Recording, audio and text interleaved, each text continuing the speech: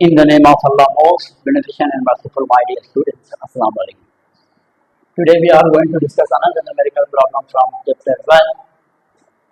Problem 8 आप consider करें, लेकिन आपके बुक के अंदर ये सेल्फ असेसमेंट के अंदर ये प्रॉब्लम मौजूद है, ठीक है। तो इसको डिस्कस करेंगे हम। Graphite is one of the two crystalline forms of carbon. Carbon के कितने क्रिस्टलाइन फॉर्म्स पाए जाते हैं? एक ग्रेफाइट होता है, दूसरा डायमंड होता है आपके पास, ठीक है। डायमंड और ग्रेफाइट आपके पास कार्बन के क्या है, इलेक्ट्रोड्स में से है।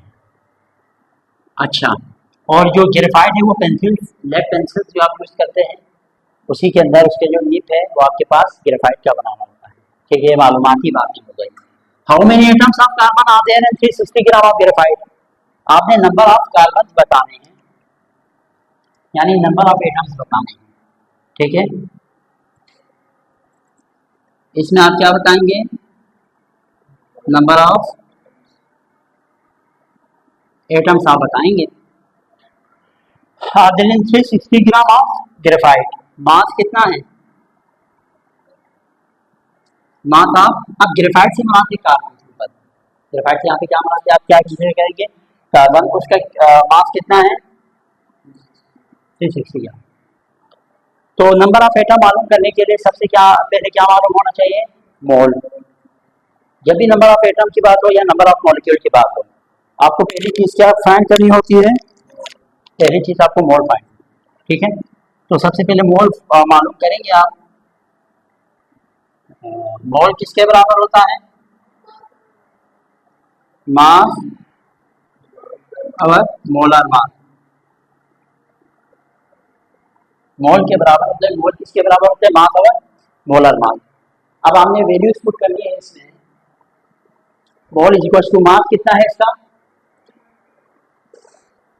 360 आवर। मोलर मास कितने हैं कार्बन का? कार्बन का 12 होता है, 6 एटॉमिक नंबर है, एटॉमिक मास 12 है। तो एटॉमिक मास को हम यहाँ पे मोलर कैलकुलेशन में मोलर मास बोलते हैं, ठीक है। कितना आया मोल? कितना आया? 30 मोल आपके पास क्या आया? कार्बन के मोल्स आ गए। अगर हमारे पास 360 ग्राम हो कार्बन। हाँ, अब हमने क्या number of atom, number of atoms is equal to mole multiply N. तो मोल कितना है यहाँ पे?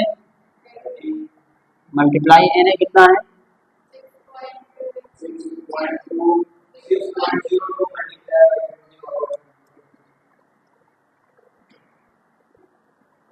आप इन दोनों को आपस में मल्टीप्लाई करो।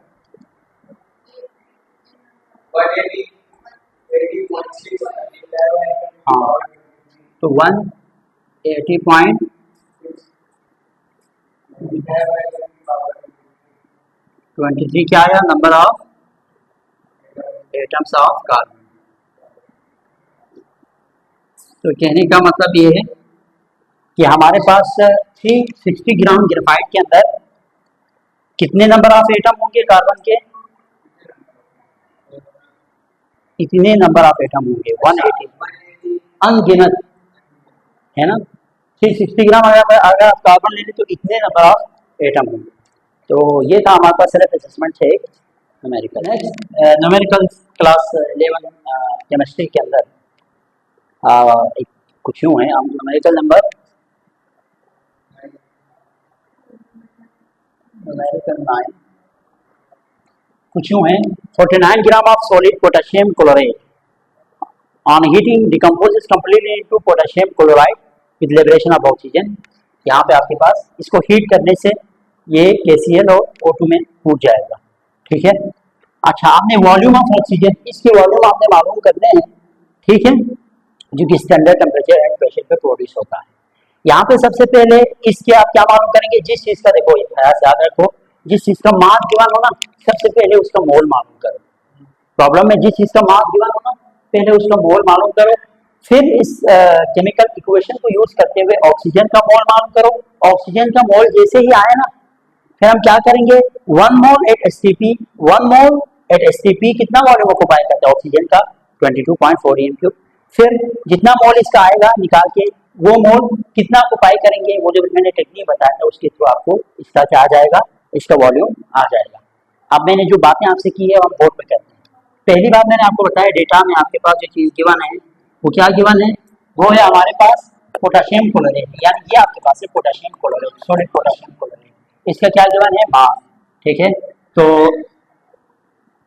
मास ऑफ पोटेशियम क्लोराइड वो कितना है आपके पास, 49 ग्राम। अब सबसे पहले हमें क्या करना होगा, पोटेशियम क्लोराइड का मोलर मास मालूम करना होगा। इसे इसका मोलर मास मालूम करेंगे, मोल आसानी से आप निकाल सकते हैं। तो मोलर मास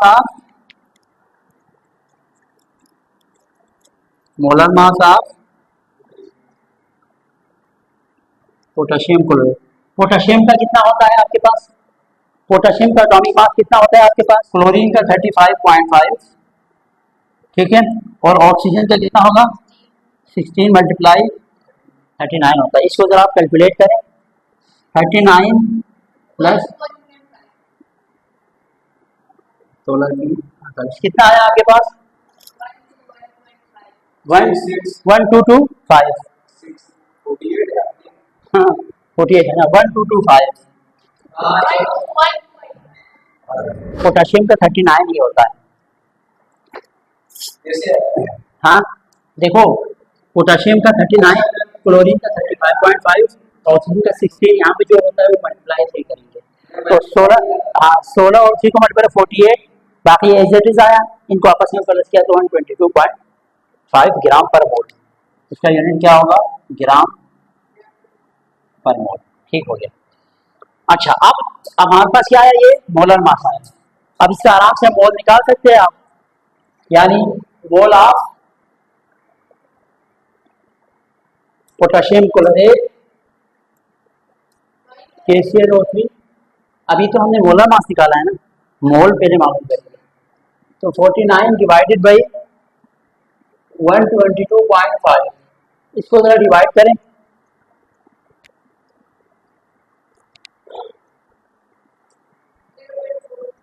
जीरो पॉइंट 4। अब 0.5 मोल किसका मोल आया, पोटेशियम क्लोराइड का। अब इस इक्वेशन को यूज करेंगे, कैसे यूज करेंगे था देखें, किस चीज को मालूम करने के लिए, इस इक्वेशन को यूज करने के लिए करेंगे, ऑक्सीजन के मोल को मालूम करने के लिए। तो 2 मोल ऑफ पोटेशियम क्लोराइड या from equation 2 mole of potassium chloride, 2 mole of potassium chloride जी गिवन होगा, ये गिवन होगा। कितना प्रोड्यूस कर रहे हैं, कितने मोल ऑफ ऑक्सीजन प्रोड्यूस कर रहे हैं, 3 मोल ऑफ O2। अच्छा, ये अब इतना मोल कितना प्रोड्यूस करेगा, ये मोल मालूम करने का मकसद ये था। 0.4 मोल ऑफ KClO3। अब मैंने क्या तरीका बताया था, इन दोनों को हमेशा क्या करेंगे, मल्टीप्लाई, यहां जो भी होगा वो क्या करेंगे, डिवाइड।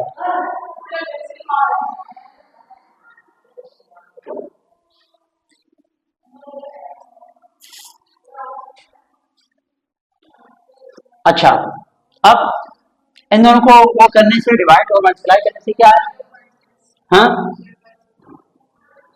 0.6 क्या आया,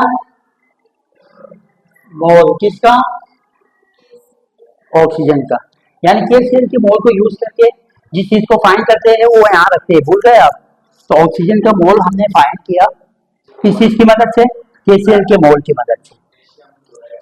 हाँ, पोटेशियम क्लोराइड अलग है, क्लोरेट अलग है। हाँ, ये क्लोरेट कहा है, पोटेशियम क्लोराइड। अच्छा, अब हम क्या करेंगे, जैसे मोल आया ना, अब हम स्टैंडर्ड टेम्परेचर प्रेशर वाला कंडीशन इस्तेमाल करेंगे, क्योंकि हमने मालूम क्या करना है, मोल नहीं बल्कि क्या मालूम करना है, वॉल्यूम। तो 8 STP क्या बताया हुआ है मैंने, 1 मोल पे 1 मोल कितना वॉल्यूम ऑक्युपाई करेगा, 1 मोल ऑफ ऑक्सीजन कितना वॉल्यूम ऑक्युपाई करेगा, 22.4 m3। तो कितने मोल का लिखेंगे हम? 0.6 मोल। तो 0.6 मोल ऑफ O2 कितना जो है ना वो आपके पास ऑक्युपाई करेंगे? 22.4 मल्टीप्लाई 0.6 डिवाइडेड बाई, अब 1 करे ना करे मसला नहीं है, ठीक है।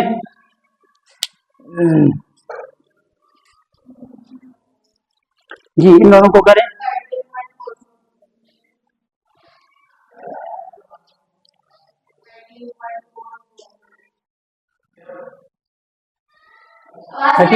थर्टीन पॉइंट फोर क्या आया? डीएम क्यूब ऑफ ऑक्सीजन, यानी ऑक्सीजन स्टैंडर्ड टेम्परेचर, क्योंकि ऑक्सीजन का वॉल्यूम पूछा था तो